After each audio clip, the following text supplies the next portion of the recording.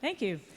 It gives me great pleasure to introduce our plenary speaker this evening, Dr. Ned Dochtermann from North Dakota State University.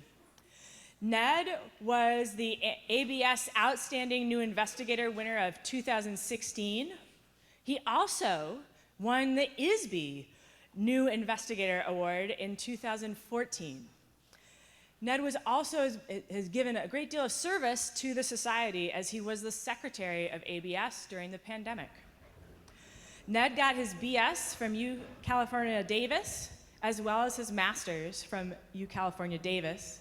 He then did a PhD at the University of Nevada, Reno, followed by a postdoc at Nevada, Reno, before moving to North Dakota State University. And throughout his career, he has been looking at the quantitative genetics of behavioral diversity and variation in behavior with a particular focus on behavioral syndromes and personalities. And one of the reasons that I've been so excited about his talk and have enjoyed following his work for many years was that in the process of having to look at the quantitative genetics, he's been developing a lot of quantitative methods and spearheading methods for assessing behavioral variance, which have been heavily used by the community. He's done much of his work not just on genetics, but also using empirical systems with crickets and small mammals. And without further ado, I'm excited to, please join me in welcoming Ned for his talk on understanding the evolution of behavioral correlations.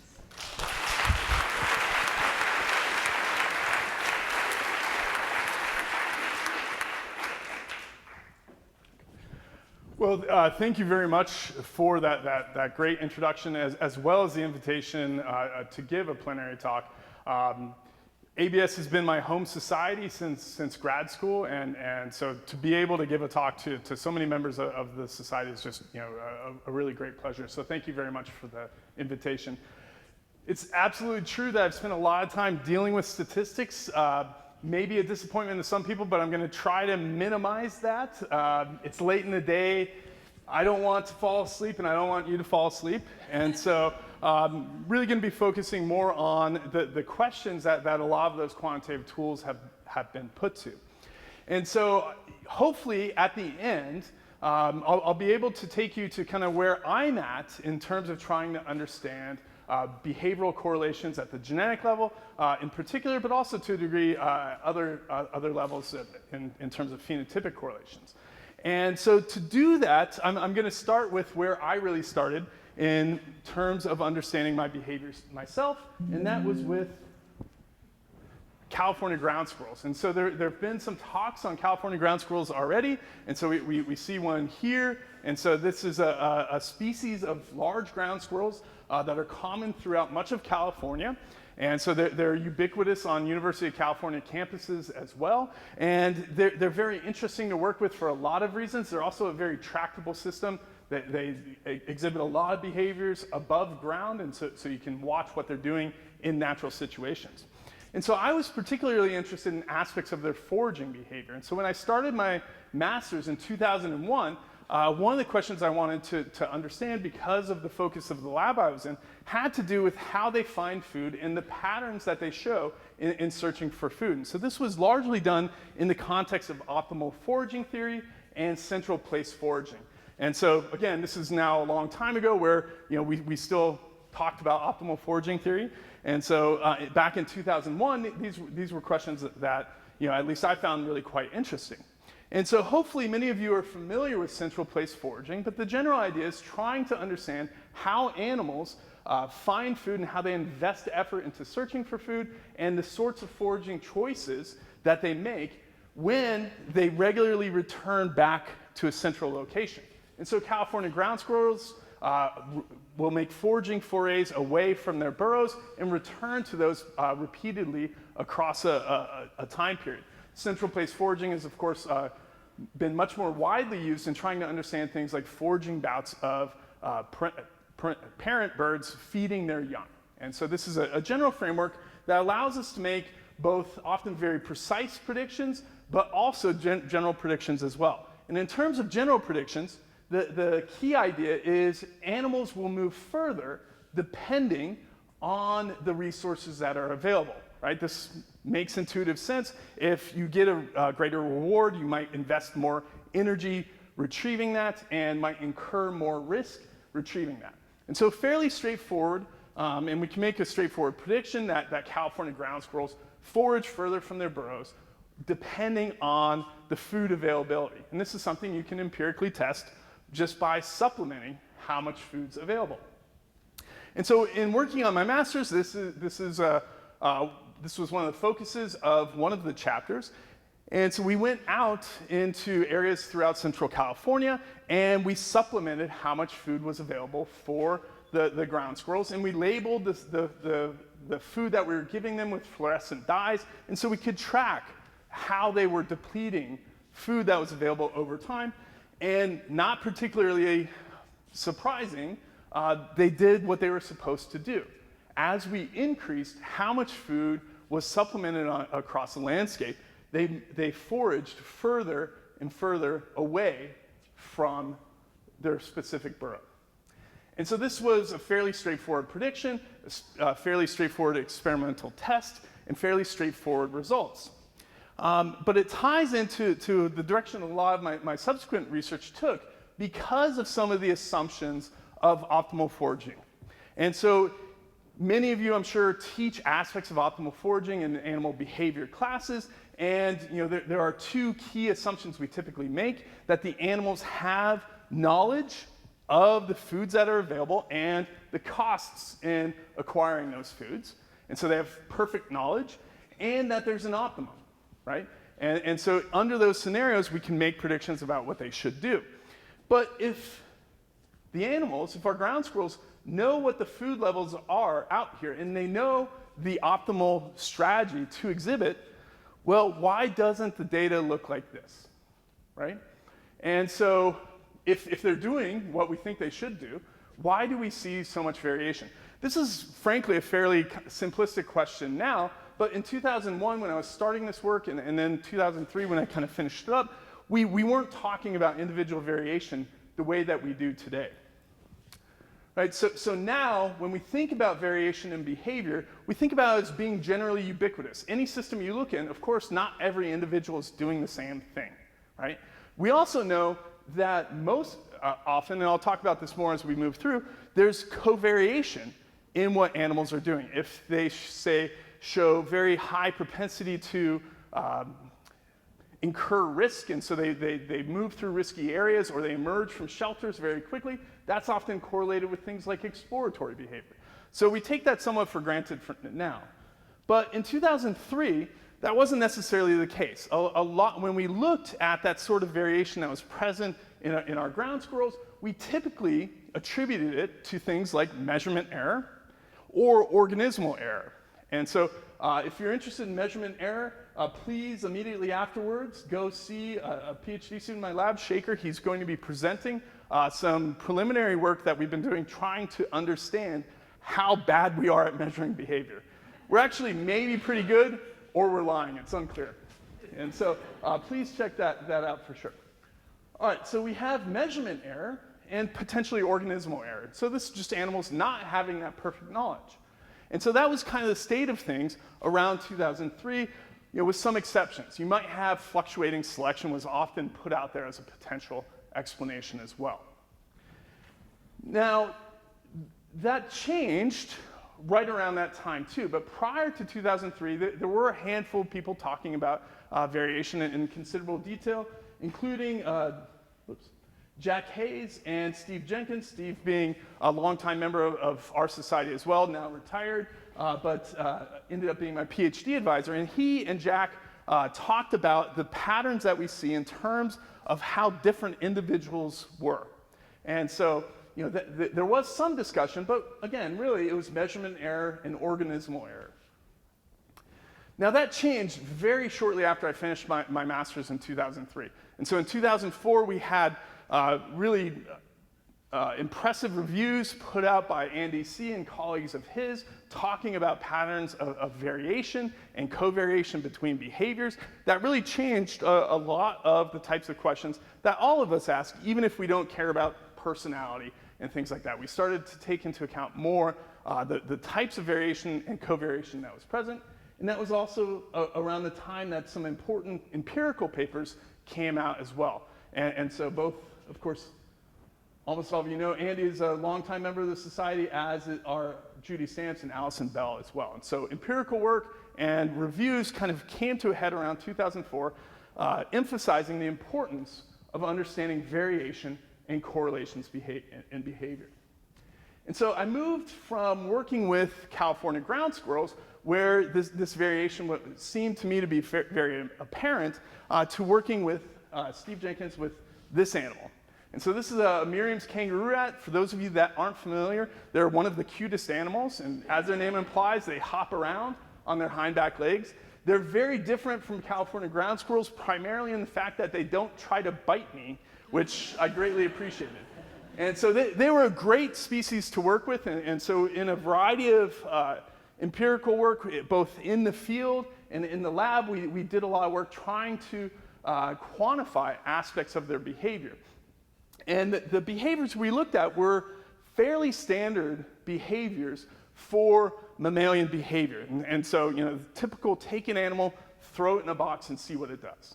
And so this included things like looking at how they responded to cues of predator presence, how they just moved through novel arenas, and how they respond to things like mirror images. And so those are techniques that are widely used, and we applied them with our kangaroo rats. And so we can see now a very old video where we can see one particular individual and moving through an arena. And right here we have a food source on top of soil that we've soaked with coyote urine. And so this is presumably, and we did a fair bit of validation to confirm this, but this is presumably a stimulus that the animal would find threatening and would presumably stay further away from. And so these are fairly standard tests, and they worked well with our kangaroo rats. And in looking at their behaviors, what we found is something that's not particularly surprising now, but we found that there were often very strong connections between a variety of the different behaviors that these animals were showing. And so we were able to show that these connections were often at the genetic level or also influenced by aspects of the developmental environment of those individuals as well. And so these led to lasting correlations between behaviors over the lifespan of our individuals. And so we found often patterns of association between aggression, response to cues of predators, and how they found food and how they store food.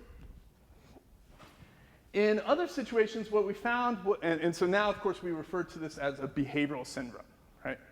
And what we found was when we went out in multiple populations and looked at the patterns of associations between behaviors, they often varied.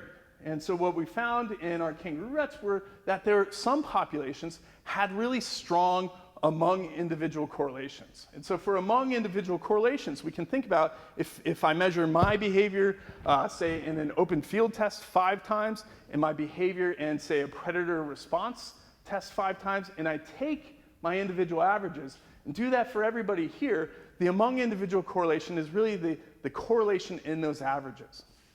And that ends up being attributable to genetic and permanent environmental effects. And so we found that these patterns were different across populations. And so here we have estimated underlying values, which is why there are not units associated with them.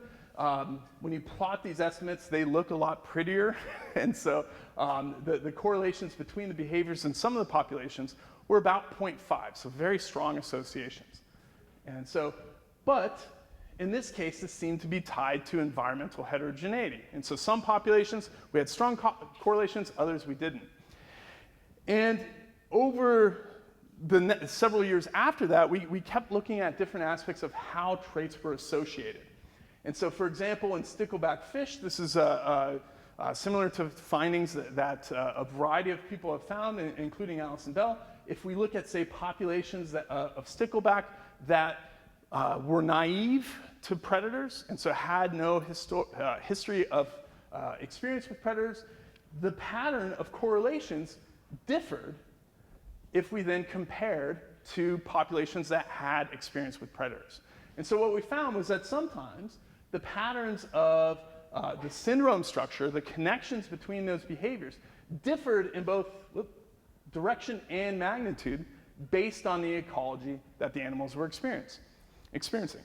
But that wasn't always the case. And so in sequentially hermaphroditic reef fish, what we found was that the pattern of associations among behaviors was generally the same when those individuals were female versus when they transitioned and became male. And so this was, in this case, a kind of special definition of environment in that case, where we had this sequentially hermaphroditic system, and we could look at how behavioral syndrome structure changed over that. And so often we see patterns, differences in syndromes based on ecology. Sometimes we don't. Similarly, we found that frequently behaviors were maybe independent of things like metabolic rates and other physiological traits. But the story is always, of course, much messier than that. And so at other times, looking into other systems, what we found were that there were strong genetic connections across different types of behaviors too. And so here again in sticklebacks, we were able to estimate genetic correlations and the pattern of associations between behaviors and morphology at the genetic level. And what we found was that while behaviors were more closely associated with other behaviors and morphological traits were more closely associated with other morphological traits, they were not completely independent either. And so we were seeing very complicated patterns of covariation among traits and across trait types. And so another plug, if you're interested in some of these aspects of integration across different trait types, a ramp fellow in the lab, Katie Takumi, is going to be presenting a poster on genetic integration of morphology and behavior. And Hugh is going to be presenting on some aspects of ecological contingency of behavioral correlations as well. All right, so sometimes things vary, sometimes they don't, and how they covary might differ as well. And that's, I think now, hopefully not surprising to most of you, and arguably shouldn't have been surprising in 2003 when I kind of started down this road either, because we've known for a long time that traits are often associated with each other in very complicated ways. And so in, I think, just a very impressive comprehensive examination of behaviors, Felicity Huntingford in 1976, so about 50 years ago now, described the pattern across different behaviors and looked at how they were associated with each other. And what Dr. Huntingford found was that the behaviors of the stickleback were contained in these kind of largely independent modules of each other. Right? So the fact that behaviors are correlated, the fact that they're correlated at the genetic level is, I think, important to be aware of. And I think a lot of us have done a lot of work trying to characterize the pattern of those correlations. But in some ways, it's something that I think we can just keep in mind as a general attribute frequently for behaviors. And so I think a potentially more interesting question to ask is, what should behavioral correlations look like? And so they're correlated, but why and how? And so to answer this question, we can start thinking about some different possible alternative explanations for them.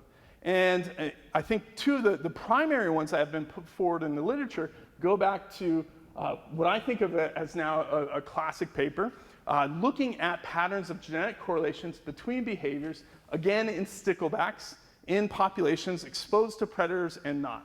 And so this work by Alison Bell proposed two key hypotheses for why traits should be correlated. And what she proposed were what were termed the constraints and adaptive hypotheses. And under the constraints hypothesis, the argument is that behaviors, and potentially other traits, are correlated because of underlying proximal connections. This can be pleiotropy, this can be shared regulatory networks, it can be a variety of different mechanisms. And so that's the constraints hypothesis. And the prediction of this is if things are locked together because of proximal underpinnings, when we look across populations and potentially across species, the patterns of correlation should be relatively constant, right? And so this is something we can directly test as opposed to just going out and repeatedly characterizing patterns of correlations. Proposed as an alternative to this was the adaptive hypothesis. And the adaptive hypothesis proposed that the combinations of behaviors that we see are adaptive outcomes. And so particular combinations confer higher fitness, right? And so a highly aggressive individual faces potential costs, and so maybe has some correlation with how it searches for food that offsets some of those costs. And individuals that are maybe less aggressive don't have to show the same sorts of behaviors. And so there's some adaptive combination. And so under that hypothesis, we would expect populations and the correlations that we see between traits to be different if populations differ in their selective pressures.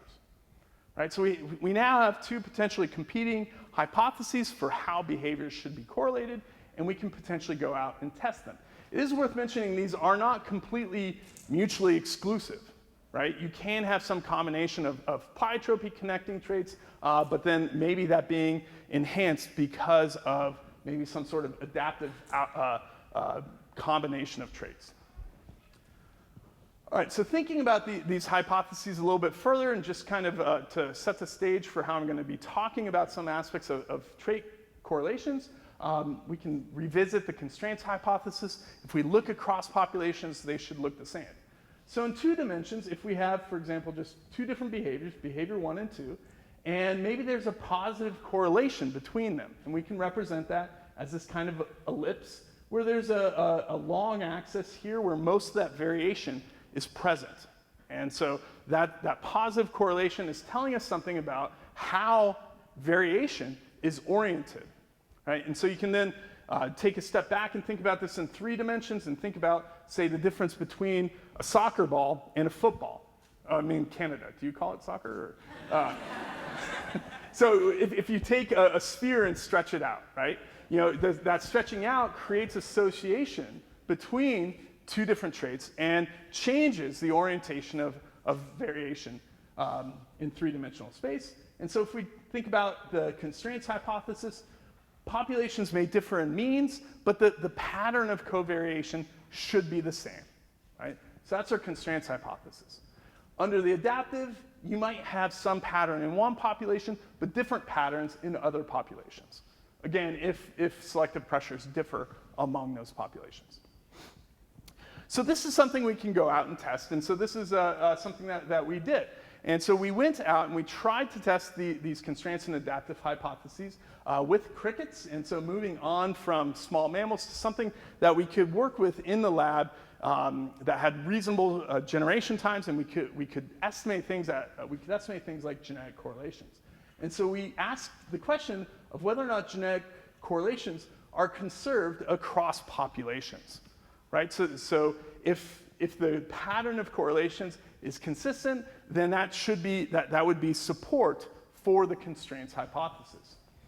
We also then looked at whether or not patterns of among individual variations, so again, we can think about differences among individuals in their average behaviors.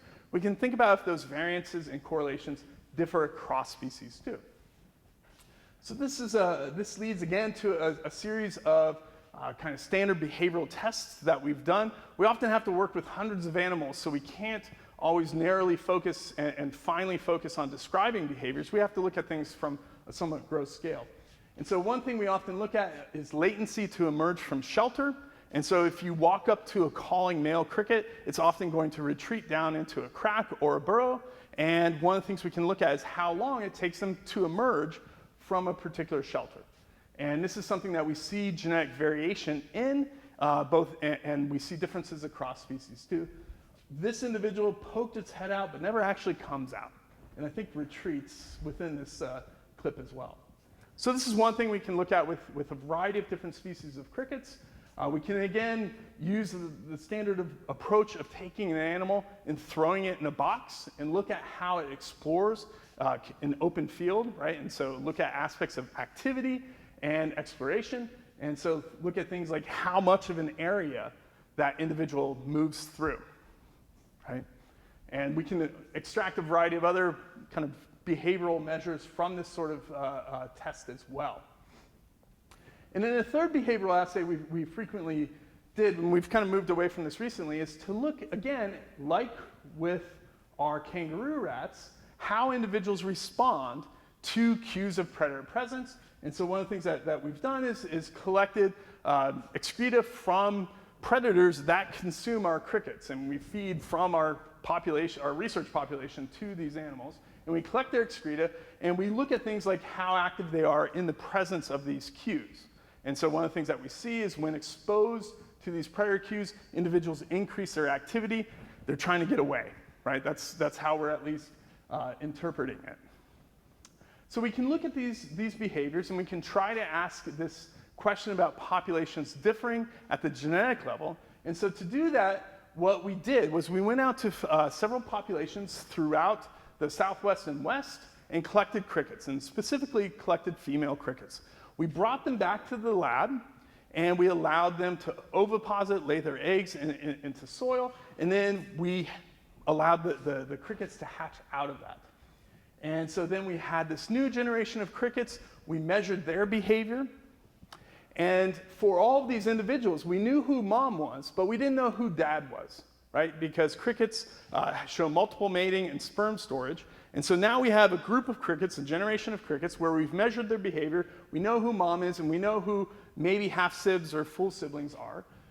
So then what we did is we took these individuals and we bred them in a fixed design where we had single male mating with multiple females, and that generated a subsequent generation of crickets for whom we had a combination of full siblings and half-siblings and cousins and all kinds of other sorts of relationships. We measured their behaviors, and we did the same thing again. And so now we have a data set where we know who's related to whom and how closely related to each other they are. And so we can estimate from that information the genetic connections between behaviors too, because individuals that are more closely related should resemble each other. And so this ends up being a lot of crickets, and so we frequently would be running really extensive numbers of trials, and for the published paper, I think we ended up with around 2,800 behavioral observations. This is why we use the behaviors that we do, right? All right, so what did we find? This gets into some really challenging, for me at least, statistical tests. But we can come back to this analogy about thinking about shapes and how the shapes are pointing in space. And that's something that at least I have an easier time with. And so what did we see when we look across these populations? So here we have data where each point is a specific individual's estimate of its genetic contribution to behaviors, right? So these are estimates of the genotype of a particular individual. And here we have two different axes that just correspond essentially to something like a principal components analysis. And what you can see is these ellipses are generally, but not perfectly, generally pointing in the same direction, right? We can see the same thing when we look at the genetic estimates in our three primary behavioral measures too. And so everything's kind of pointing in the same direction, but not perfectly, right? And that's what the statistical results showed as well, that the main axes, keep going the wrong way. The main axes of genetic variation were pretty much pointing in the same direction across our populations. When we look across species, I'm just going to show some information about the variances in behaviors, not the correlations, because there were some caveats associated with that. What we tend to see is we can look across species, and when we look at their average behaviors and how much variation is present, we again see, what we find is that more closely related species are more similar to each other as well, right? So our population comparison shows that the pattern of correlations is generally similar. Our species comparison shows that, but also more conclusively shows similarity in how much variation is present across populations as well. And so we can revisit these questions. Are genetic correlations conserved? The answer seems to be yes. Across populations at the genetic level? And what about across species? Again, yes. So this initially suggests support for this idea of a constraints hypothesis, right? And so that seems to be lining up in one particular direction. But one of the things we can do is revisit this question. What should behavioral correlations look like? And specifically, what should they look like under a general adaptive hypothesis? And one of the things that we can think about is how in our textbooks that we use teaching introduction to evolution, what we know about how selection should shape patterns of variation. And so this is probably similar to a figure you see in many textbooks, where we have some distribution of trait values, and if the population is at an optima, we have stabilizing selection occurring, and variation is narrowing around that optima. Another way to think about that is the population starts to look like the selection that's happening on it. And we can extend this to multiple traits. And so we can think about an adaptive landscape. We can read this similar to a topographic map, where maybe there's an optimum, there's some fitness peak, and then as we move away from that peak, you get declining fitness. And this has the same effect on our genetic variation and our phenotypic variation as well. So a population evolving on this sort of landscape is going to end up looking similar to that actual selection surface as well, right?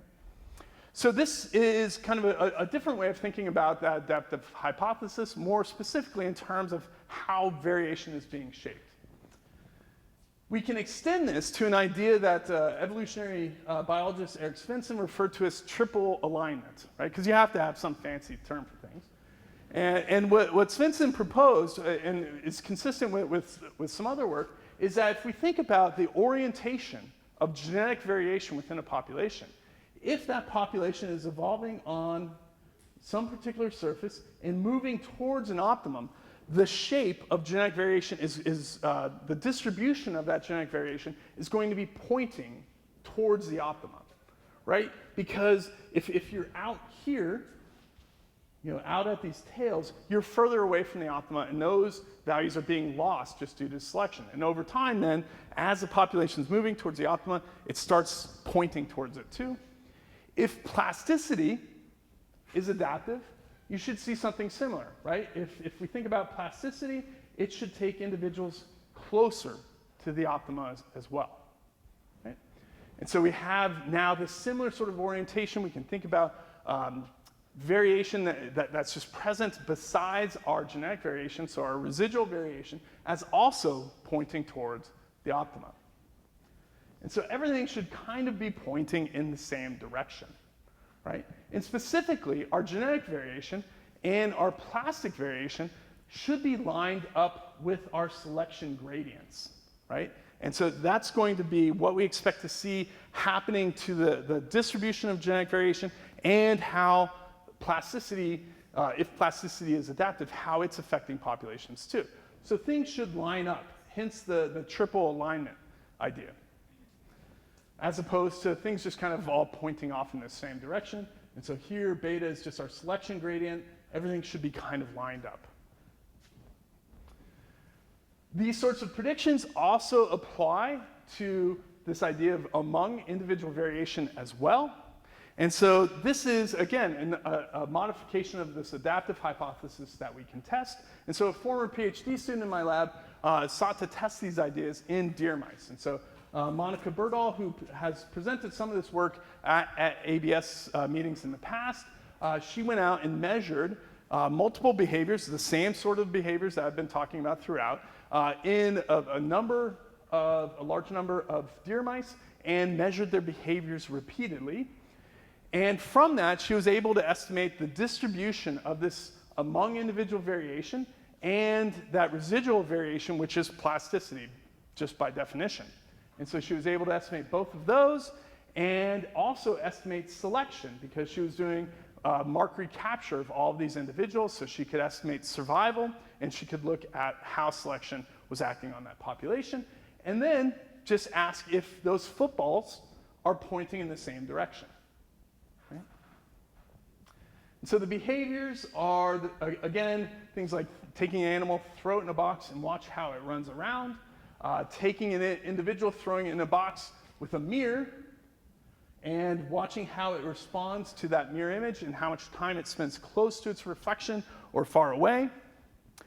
And then similarly, looking at how individuals respond to cues of predator presence. And so again, trusty coyote urine on a small filter paper and looking at how individuals move and where they are present within an arena in response to that. And what you find is some individuals move around a lot in those open field assays. In some cases, some individuals spend a lot of time close to their reflection, which is potentially an indicator of aggression. That's something I'm happy to talk about more if people are interested. And then here we see an individual just with this heat map showing that this individual is spending most of its time as far away from that predator cue as it can be. Right? So these behaviors are repeatable, and they're basically as repeatable as you expect them to be. And so this nicely matches up with what we find for most behaviors.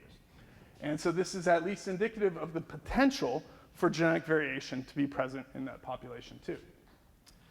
So what about this idea of alignment? What did we find? Again, we want to think about how the among individual variation, the within individual variation, so the total phenotypic variation, how that was related to selection. And the answer was not like it should have been, right? These ellipses should all be pointing in the same direction. And what these plots represent is the angle between that long axis of that football, right?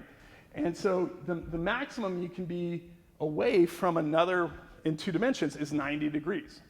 And so when we look between among and within individual variation, if you include the uncertainty, they're pretty much as far away from each other as they can be. If we look at the relationship between among individual covariation and selection, it's 90 degrees, it's 80 degrees.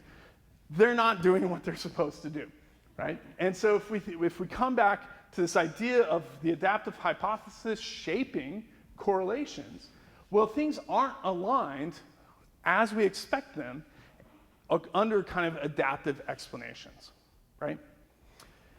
So where does that mean we are? And so thinking about the evolution of behavioral correlations, we know they're common and strong.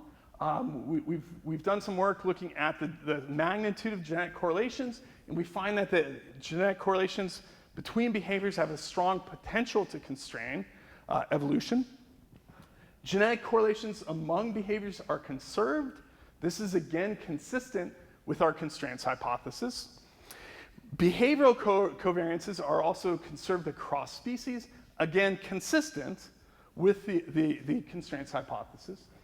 And then finally, our behavioral covariances, plasticity, and selection are all doing their own thing. And this isn't necessarily support for any sort of adaptive or constraints hypothesis. I'm sorry, it's not consistent with the constraints hypothesis, but it is inconsistent with the adaptive hypothesis, right? So things seem to be lining up, being aligned with the constraints hypothesis, right? And so this is kind of what a lot of our empirical work has kind of led us to. But there's a potentially more concerning possibility. And that's maybe our understanding of how selection or just evolutionary processes generally shape variation are incorrect or incomplete. Right, so again, behavioral syndromes are ubiquitous. This shouldn't be surprising because we see genetic correlations across a lot of different types of traits. These correlations are generally assumed to be due to the analogs or in some cases just the adaptive and constraints hypotheses. And so this is all relatively known. But what should Again, coming back to this question, what should genetic correlations look like? And this is something I don't think we have a great understanding of, because a lot of our understanding comes from a conceptualization put forward by this individual here, Sewell Wright.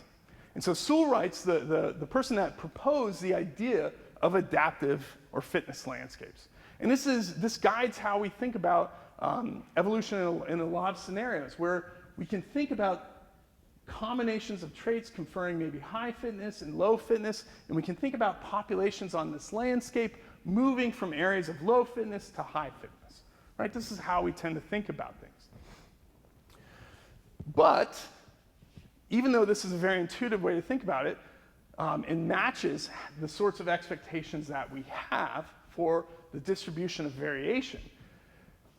If we go back to Sewell Wright's discussion of adaptive landscapes, he actually said it's not good. And so what he argued was that when we think about just 2, maybe 3 traits, this conceptualization works really well. But we're not 2, 3 traits. My kangaroo rats, my crickets are not 2, 3 traits, right? The phenotype is the combination of lots and lots and lots of different traits, right? It's this highly multidimensional structure, right? And when that's the case, this idea becomes useless for mathematical purposes. And this ties to our general difficulty in thinking about things beyond just kind of 3 dimensions, right? You can picture a football. Can you picture a 4-dimensional football? I can. And this idea was covered in a book from 1884. It's been termed the first mathematical fiction, or first mathematical novel. And the plot of this story is our protagonist, a square. I didn't write this one, right? So that, you can't blame me for this. All right, so a square moves from their 2-dimensional reality to universes of different dimensionality, right? And so when that square moves to 2 dimensions, it becomes a line. When that square moves to 3 dimensions, it becomes some sort of cube-type shape, right? And so one of the things that the protagonist brings up by having traveled across these is just the recognition that trying to understand outside of our perceptual realm is very challenging. And in fact, when in Space World, that 3-dimensional space, says, hey, what if there's a 4th dimension? And everyone ridicules the protagonist and says, no, 3's the most we can have, right? This is now in the public domain, so you can just go download free copies. It's actually about class, and so it's always a timely book too. All right, so what does this tell us about evolution? So how should traits be correlated? We have this conceptualization, and that provides us with some predictions. But are there other processes that we can think about when considering this multidimensionality of our phenotypes? And one idea that's been put forward was by a theoretician named Sergei Gavrilets in the late 1990s, and he proposed the idea of what he called holy landscapes. And the idea of holy landscapes is when you think about the high dimensionality structure, there are going to, of phenotypes, and we try to think about that in terms of what the corresponding landscapes look like. There's going to be some combinations of traits that are just bad, right? And that confer either very low fitness or fitness of 0. That's going to create holes in the landscape where those particular trait combinations are inviable. And then because we're looking over 10, 20, 50, 1,000 different traits, everything else kind of just averages out to be the same.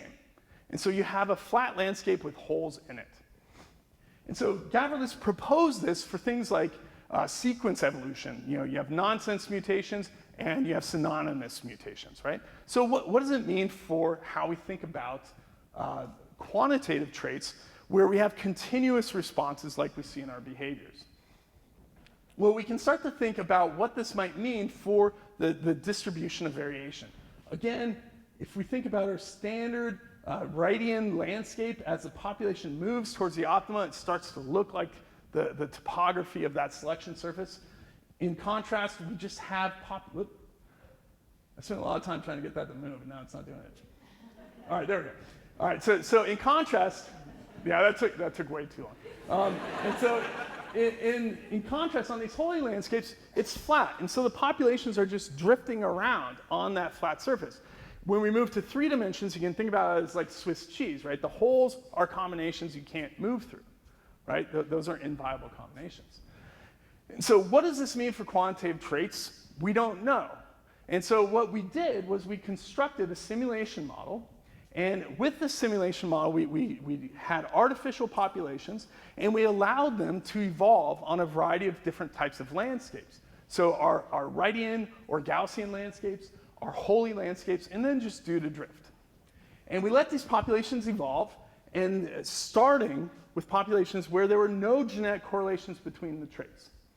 And then we looked at the structure of the genetic correlations after 100 generations. And so we're looking at 10 traits, and we then wanted to compare that ultimately to empirical data. And so to do that, if we're looking at 10 traits, that becomes very unwieldy. And so we looked at what's referred to as the eigenstructure. And so I'm just going to take a little diversion to make sure we're on the same page about what this means. But it's actually something that's probably familiar to most of you here. And so when we think about some pattern of correlations between traits, if we think about just the correlation between 2 traits, and here it's very low, we can easily conceptualize that and visualize that in just sort of a scatter plot, right? And so here we have weak correlations, here we have stronger correlations, and stronger correlations still. That's fine, right?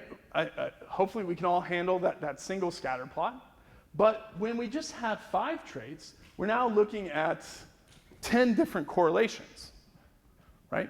Now we're having to look at 10 different scatter plots. That's a lot harder to understand, right?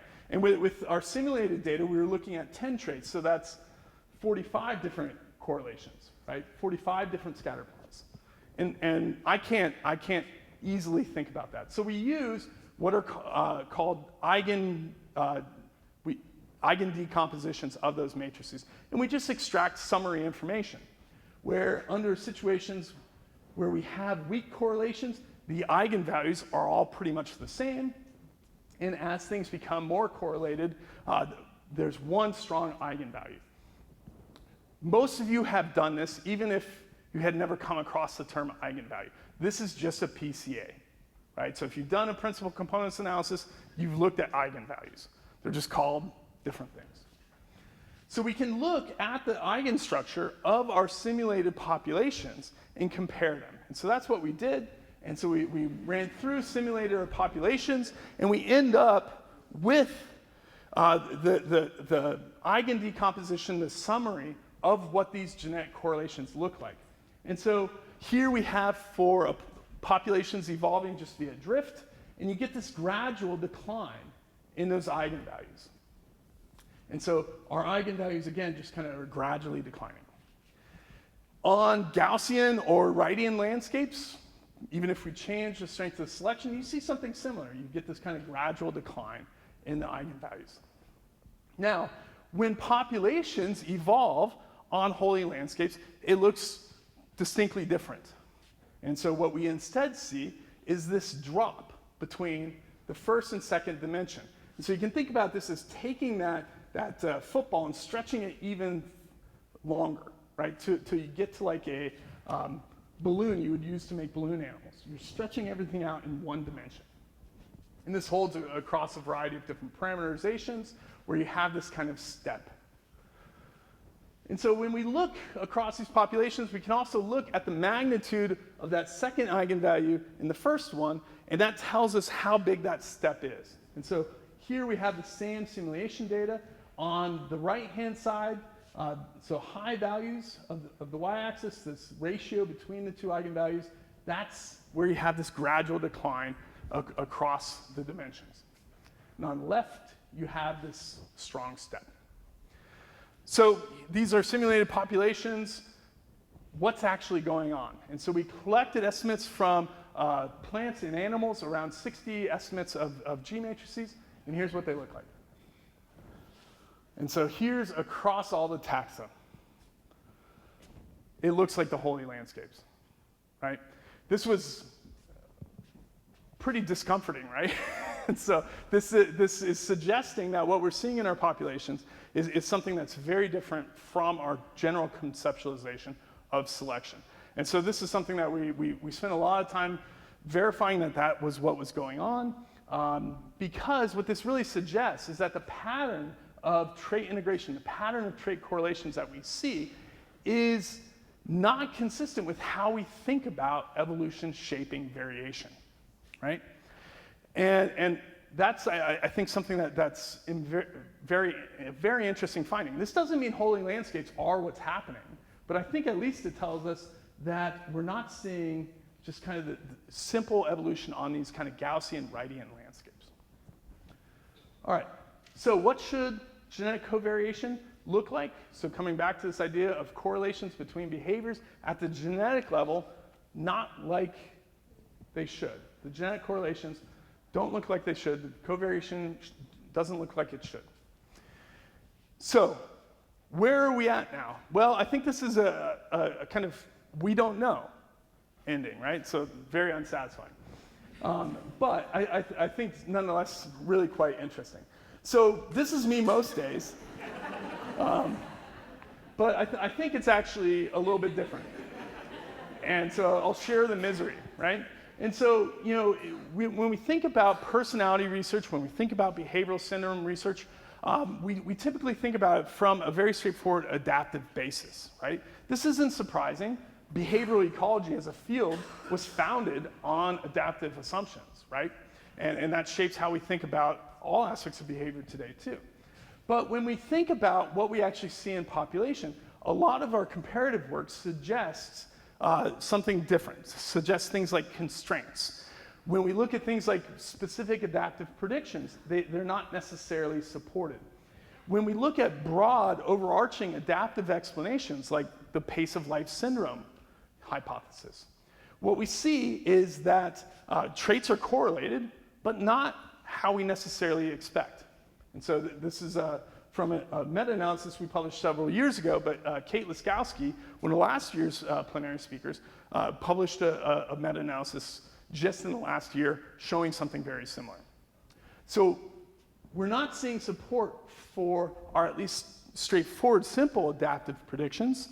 And again, the pattern of correlations we see looking across taxa isn't how we expect it to be.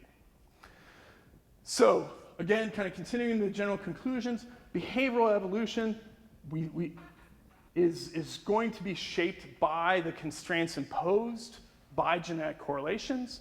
But more importantly, we need to start thinking about whether or not the adaptive hypotheses and the adaptive frameworks that we're applying are appropriate and really are explaining how evolution is expected to occur. And so really reassessing how we think evolution should occur, given the fact that all of us, all of the organisms we study, are these high-dimensional integrated phenotypes. And that means something very different for how evolution should proceed. All right, so with that, I'd like to thank a variety of people, including the current members of my lab, all of whom, again, immediately after the talk, we have the poster session. And so they're all presenting on during that. I'd also like to thank former members of my lab, including postdocs and prior graduate students. And again, you know, those thousands of behavioral trials that we've done, that can't be done without a lot of help from a variety of undergraduates. These are some that worked on the specific projects I talked about, but we always have a lot of great people that we're working with. I'd also like to thank long-term collaborators, in particular Anne Hedrick, who's a fellow of ABS, and I wouldn't know what to do with crickets, maybe I still don't, but I wouldn't know what to do with studying crickets without her help. And then finally, I'd like to thank my funding sources, NSF and especially ABS, who supported that work with deer mice. And so with that, thank you very much. And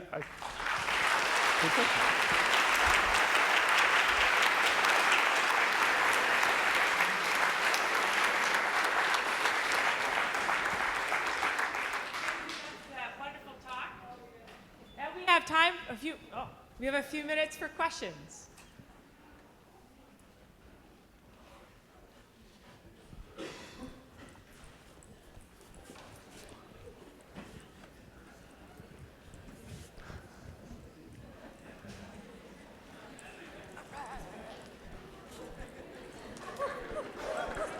Where's she going? Hi, thank you for the talk. It was very, very interesting. Perhaps I missed it, but sometimes I was not sure if we were talking about generations or populations. So you talk about genetic correlation, so I think that sometimes I was both of them. And thinking of generations and genetic constraints and correlations, I was also thinking of the many species that live in groups and grows and develops within pre-established groups and structures, and these may constrain their behavior. So kind of in line of the constraints hypothesis that may go beyond the genetics sometimes. It's just like very similar, perhaps, populations that live in similar local environments, but simply grows up in groups that have pre-established structures, and perhaps they do things just because it's that group that. So to repeat the question and hopefully clarify if I'm correct, you're asking what about things like maybe founder effects that influence the distribution of genetic variation within a population and what that might do? Is that kind of where you're asking? Or? Also, yeah, I was thinking of generations. Okay. So like same populations across time. Sure. And not just like genetic constraints on behavior, but also like for social species. I'm speaking of group living species. I'm sorry, what type of species? Group living. Group living, social, okay. yeah. Yeah. They grow up in an environment that is pre-established somehow, and it's already a structure, and they grow up and develops. So I think that's a great question. And one of the things that I think is valuable from applying things like quantitative genetic frameworks to how we think about behavior is how genetic correlations are expressed is some combination of the plasticity that's present in the population and the genetic variation that's present. And so if we think about things like adaptive hypotheses and leading to adaptive combinations of traits, that's something that across generations, when selection changes, we expect those correlations to rapidly erode, right, at the genetic level. But in terms of plasticity, one of the things that we can do is even if we don't know what the plasticity of a behavioral phenotype is being expressed in response to, like we don't know that they do X when temperature goes up, right? Even if we don't know that, we can characterize the residual, we can look at the residual variation and how it's distributed across traits, and that is plasticity. It might also be measurement error too, but that's where plasticity to unmeasured environmental variation goes. And so in terms of thinking about what we're seeing across populations, either in response to neighbors or just in different environments, one of the things that we can do is take a look at that residual variation, and if that's adaptive, we have predictions about what that should look like compared to selection, right? The selection gradient and the expression of that plastic variation should be lined up as well. I'm not sure if that answered your question, but yeah. All right, we got another question over here. Okay. I will be this annoying person that asks the nature versus nurture question. So we are talking about genetic variations in behavior, but behavior is generated by the brain, and the brain is plastic. How do we control for developmental conditions that shape behavior? How do we know that the behavioral syndrome is genetically occasioned rather than learned? So everything's always both, right? And so you're absolutely correct. Different environments during development can lead to lifelong effects. And so when we just do things like measure individuals multiple times, we can't distinguish between the genetic variation and the lifelong or at least measurement long effects of an environment on the phenotype. And so when we have just repeated measures, we can't necessarily distinguish those things. When we have a combination of repeated measures and we know who's related to whom, we can start to tease those apart using just classic quantitative genetic tools where we know how similar individuals should look based on how related they are to each other. You can then add in things like cross-fostering and other sorts of designs to try to pull those apart. But it's always going to be both. And one of the things that I think also is important to keep in mind, and becomes much more complicated, of course, is that we also have G by E effects that come in there as well. And so just different genotypes responding to the environment differently from each other too. And that actually seems to be what happens with the stickleback fish is that it's a G by E effect that's happening as opposed to just kind of straight changes in plastic responses. So yes, you're right, and the ways we can get that are doing things in controlled situations where we know who's mom and who's dad in lab settings, but that's often unsatisfying. We can potentially estimate things we can estimate genetic correlations, inheritabilities, and things like that in natural populations if we can estimate genetic relatedness and try to tease those different impacts apart. Thank you. Yeah. And for the sake of time, I think I'm going to call it, and I'm going to say there's this awesome poster session that we all should go to that has snacks and beverages and wonderful people. So they're doing great science. So let's thank Ned one last time.